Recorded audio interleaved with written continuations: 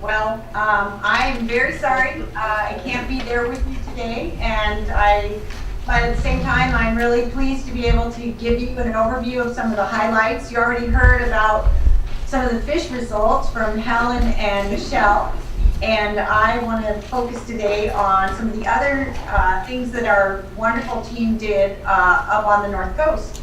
So all right. I want to start with a shout out to Karina Nielsen, who would love to be there with you today. She is our fearless and peerless leader through this entire project. She made sure we were all at the right place, at the right time, no matter how dark and cold it was, and that we had breakfast and food and we were ready to work. So she did a fantastic job, and also in following up on all the data and all the synthesis that we are working on for this project. Okay, so our study beaches were spread across a rather vast distance, and we had 6 MPA beaches and 6 reference beaches, and those were split into 2 types. Long beaches, which, I don't know, can you see the pointer? Yep. Yep. Okay, so long beaches, and this is from north to south, so starting at Pyramid Point and working our way down to Virgin Creek, SMCA, right down here, this area. And then our pocket beaches were concentrated in the south. So they were all down here in this area, and we did pairs of beaches, so we would pair with reference beach in every case. So you can sort of see the pairs here as you go down the list. So those are our basic beaches. That's where we spent our time, and I'll tell you a little bit more about what we did.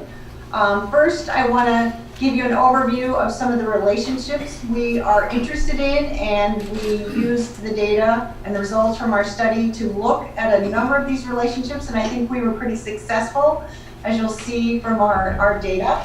But the idea is that beaches are this sort of central sand-colored box, and all sorts of things on beaches, but beaches being what they are, all these organisms, all the invertebrates and the birds and fish really are sort of coming, all the organic material comes from elsewhere. So we have forests, estuaries and wetlands, rocky intertidal and kelp forests that feed into beaches, as well as coastal ocean processes that supply phytoplankton to beaches. So these are the sorts of relationships. The green are sort of resource related, and then the consumer links are in blue. And we'll show you a little bit more about these as I go through the talk. All right, so what did we do? I showed you where we did it. Now what we did monthly surveys of birds, people, dogs, fresh kelp plants, wrack, and beach characteristics. We did this on those 12 beaches, and we established standard transects that we worked on every month in standard locations, and we did this for 9 months, from September of 2014 to May of 2015. Our total number of surveys was 108, so we did a pretty good job on that. And then we did these intertidal biodiversity surveys, and these were really quite an enormous effort. That was during summer of 2014. It took about a month to get all these surveys done. Again, the same 12 steady beaches.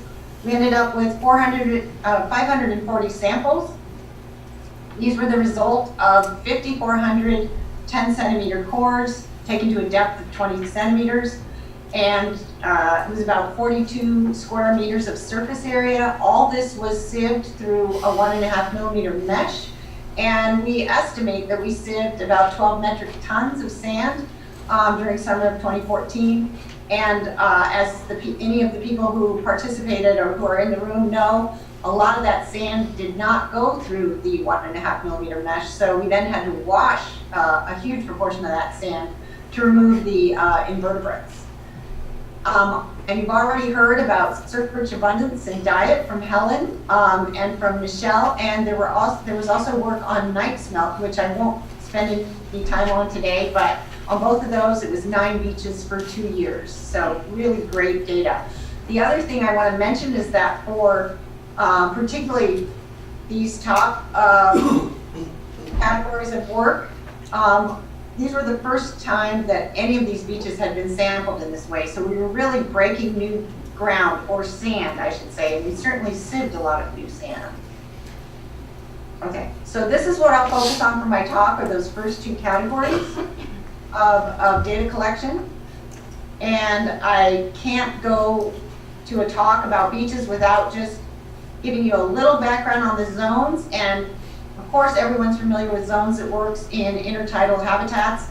But what we have on beaches are zones that move up and down all the time. So even though it looks like we've got them all set out here, the width and the location of the boundaries of these zones is very dynamic, and especially on these North Coast beaches. So I want to go through some of our sort of descriptive results, and then I'll talk about our hypothesis results at the end. And so for beach characteristics, and this slide, I want to orient you to it. So it goes from the north at Pyramid Point to the south. That's how it's oriented. And then the blue dotted line, these are pocket beaches here over on the right, and these are our 8 long beaches on the left.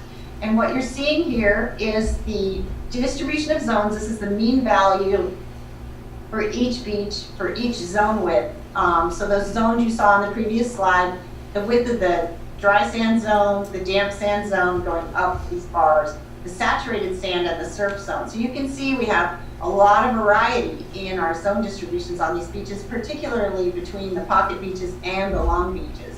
And we have remarkably wide surf zones, which actually made it challenging to do some of the measurements we normally do.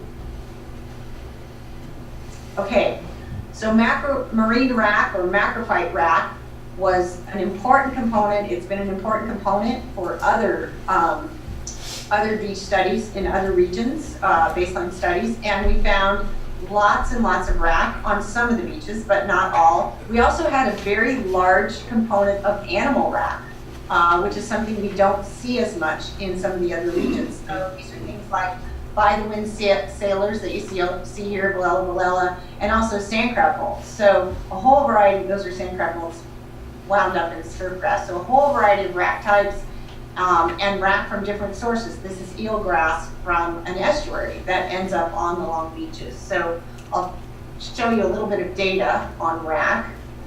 First off, one big take home is our pocket beaches had much more macroalgal wrack than our reference, or than our long beaches. And we didn't see a lot of difference between the reference and the MPA beaches, or no clear trend. But the pocket beaches get lots more of the kelps and marine wrack, or marine macrophyte wrack, macroalgal wrack, than do the long beaches. And if you look at how this is broken down, here at the top is all the wrack, and you can see the sort of categories. But the take home, again, is that kelps really dominate on the pocket beaches. Here's the kelps here, and here you can see there's kelp. Also here is the sort of dark red-brown. And what we see on the long beaches is that seagrasses tend to be more of a dominant. So eelgrass and surfgrass. Surfgrass occurs on the pocket beaches, but it really dominates on the long beaches. And then you can also see we had driftwood, animal wrack, and we also measured trash. Now, quickly going through the intertidal invertebrates, I have to say that the biodiversity is very, very high, just as we found in other regions, and this is high compared to global values. We had over 70 species, and many beaches had 30 species.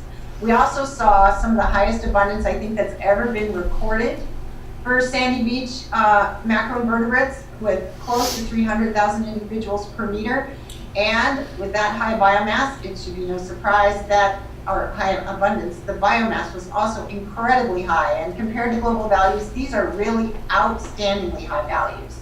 Our invertebrates, this is something that really ties to the oceanography. So this is not sand in the background of this picture just under the title. These are all newly settled sand crabs. So these came in 2014, probably associated with the unusual oceanographic conditions, and they absolutely dominated, and they are why we got these very, very high numbers and high biomass. Some of the other animals, that's a grown-up sand crab there, and these are the babies. And then beach hopper, teletrid amphipods, very important wrack-associated animals. We had shrimp, mysids, worms, and then olivella snails in pretty good numbers. So really a very rich sandy intertidal. Now, how did this look when we go across? Again, these are Pyramid Point to Virgin Creek, north to south, and the pocket beaches on the left or on the right. And we didn't see a pattern in species richness, top graph, for our macroinvertebrates. Really, things were pretty rich across the board, across the beach types. The two taxa that were found on all types of beaches, bar none, were sand crabs and teletrid amphipods. But the composition really differed dramatically. And if you look at the wrack-associated invertebrates here, you can see the wrack-associated invertebrates were much more abundant on the pocket beaches, whereas the sand crabs were far more abundant, dramatically more abundant on the long beaches. And in general, if you look at these numbers, these are in the tens of thousands and these are in the hundreds of thousands. So you can see that the macroinvertebrates were far, far more abundant on the long beaches than on the pocket beaches. And just to look at biomass quickly, because we find that for fish and birds, biomass is an important indicator of prey availability. Again, not surprising, the macroinvertebrates there were far more grams of macroinvertebrates per meter on the long beaches than the pocket beaches. And again, we see this switch between wrack-associated invertebrates making up almost 60% of the biomass on pocket beaches and something around 2% on long beaches, whereas sand crabs made up about 78% of the biomass on the long beaches and something around 2% on the pocket beaches. So really a dramatic difference in those two key taxa across these beach types. And this is just another version of this, but again, you can see the difference between the very high abundance that you see on the long beaches, or biomass, I'm sorry, on the long beaches, the pocket beaches, and really no difference between reference and MPA sites. Now I want to talk a little bit about the birds, because what we focused on was the migratory and wintering period for birds, which is when we get our highest numbers of birds on California beaches. And we saw almost the counts of these monthly surveys, we had almost 18,000 birds of 68 species. The majority of those were shorebirds, and we had 20 different species of shorebirds. But we had good numbers of gulls and good numbers of seabirds, so close to 5,000 and close to 4,000 of those two. So it was a very rich bird fauna on the beaches. And if we look at species richness, we see that there were more shorebird species on the long beaches than the short beaches, and maybe more aquatic and wading birds on the pocket beaches, but species richness was not really our strong indicator for birds. It's when we go to abundance that things tend to sort out a little bit more between the beaches. But we found the shorebirds and seabirds really prefer the long beaches in terms of abundance of use. And whereas on the pocket beaches, the terrestrial and wading birds were far more important, these groups here. Although we had certainly some terrestrial birds on the long beaches, but these tended to be a different suite of terrestrial birds. These were crows and large birds, and these are more forest birds, warblers, flycatchers, and small birds that would be probably feeding on the wrack-associated fauna. But really a real lack of shorebirds on the pocket beaches, which is an important take home. All right, and then just looking at this, again, the MPA versus the reference, you can see there really is no major difference or major pattern with MPA protection at this early stage, but it's something that might change in the future. And again, the same patterns hold up with shorebirds, seabirds, gulls, and then our aquatic and terrestrial birds. Now, back to our relationships. So how did we do? I described the basic results, very rich beaches with lots of birds using them. So it's a good setup so far. And if we look at some of these relationships, first of all, I think an important take home, and this was also found in the north central coast, is that is very, very important. And we see strong effects on wrack composition and abundance, intertidal invertebrate abundance and composition, and also birds. So we really, and biomass as well for the inverts. So long beaches and pocket beaches are really very different places, and I think that's something that the study highlights particularly well. We did find, and this is now data for long beaches, that beach characteristics have an influence on intertidal biodiversity. So if you look at the species of our macroinvertebrates, we got a fairly strong relationship between beach width, and this is average beach width measured over those 9 months, and the invertebrate richness. And then this, we had a number of graphs, but the big take home here is that wrack subsidies have a very strong influence on intertidal invertebrates. So in the top left, you see, this is again for long beaches, but you see that the richness of invertebrates is strongly correlated with the abundance of kelp. And the wrack invertebrates, you see a similar thing, not surprising. And the biomass of wrack invertebrates also strongly correlated. So richness, abundance, and biomass all correlate pretty strongly with wrack subsidies to these beaches, but we know that's not the only influence, right? And if we look at the shorebirds, we've got a remarkably strong relationship for the long beaches between the species richness of potential prey, macroinvertebrates, and the species richness of the shorebirds that we saw in our survey. So very nice, positive relationship. And we also saw a positive relationship between abundance of one of our major organisms, sand crab abundance, and shorebird abundance. So they appear to be responding to both prey richness and prey availability, similar to what we've seen in other parts of the state.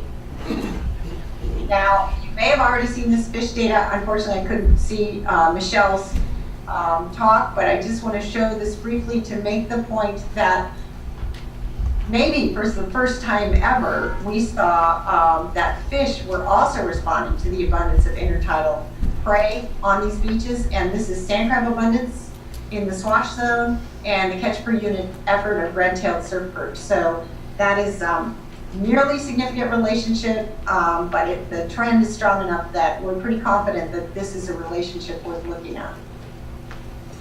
And also Helen will talk to you about the surfbird's diet, and I just wanted to point out that when we looked at what we found down here on the lower graph, in our samples, our hundreds of samples that we took in terms of sand crabs and fish eggs, and then we look at what Helen and her group found in terms of surfbird's diet, you'll see that where we had fish eggs, the fish had fish eggs, and there's fish eggs here at Gold Bluff. So Kellogg and Gold Bluffs, the fish were eating the fish eggs when they were available. And then where you have sand crabs, they're definitely feeding on the sand crabs. So really kind of neat to see the relationship here, the use of the intertidal prey, that's more direct than our correlations of abundance. Okay. So I'm about to wrap this up. I just want to say that what we showed in our baseline study is that the beaches of the North Coast region are very diverse and highly productive shoreline ecosystems. Clearly, there are strong and striking differences between pocket and long beaches, and this is something that we need to think about in terms of how you might manage or how these different beaches would respond to environmental forcing.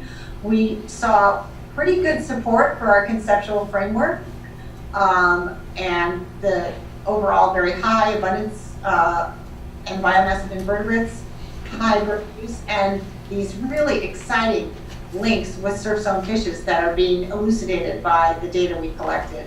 And overall, we see very robust trophic links between beaches and these donor ecosystems like kelp forests, rocky shores, estuaries, and surf zones. So I think overall, this is looking like a really strong set of results that we are going to be spending time on to integrate and work with. All right, so hopefully I'm almost out of time, but I just want to thank our multitude of participants and multitude years, and thanks Sea Grant, OPC, and the participating universities for their great support on this project. And that's it.